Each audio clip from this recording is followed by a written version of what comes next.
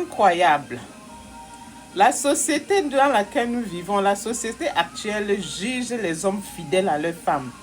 Est-ce que vous vous imaginez à quel point ça fait mal, la douleur est profonde?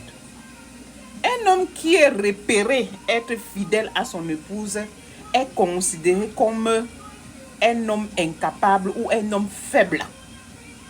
Voilà pourquoi la majorité des hommes qui ont été fidèles à leur femme sont marginalisés, sont jugés et condamnés pour leur acte de fidélité. Vous vous rendez compte?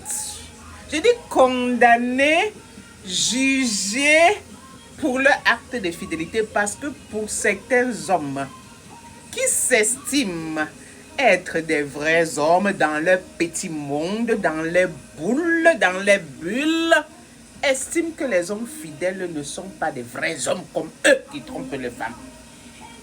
Ce qui fait que ces hommes-là qui sont fidèles à leurs femmes sont hués, on se moque d'eux au point où ils vont essayer. Et quand quelqu'un est de nature fidèle, quand il va essayer, je vous jure, on va toujours l'attraper. Sa femme va l'attraper parce qu'il n'a pas les moyens de faire ça. Chers hommes, vous n'avez pas besoin de faire ça.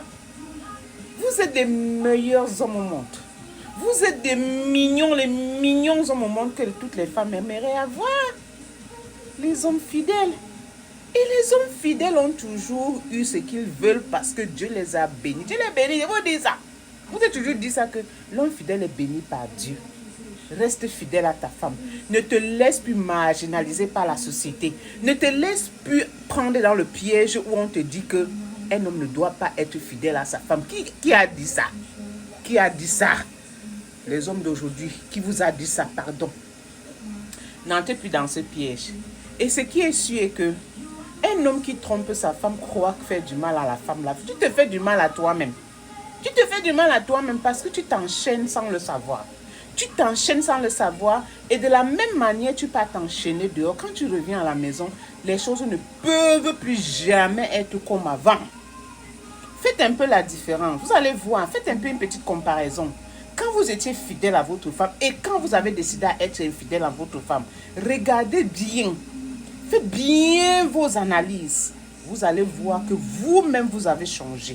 La manière de regarder votre femme a changé.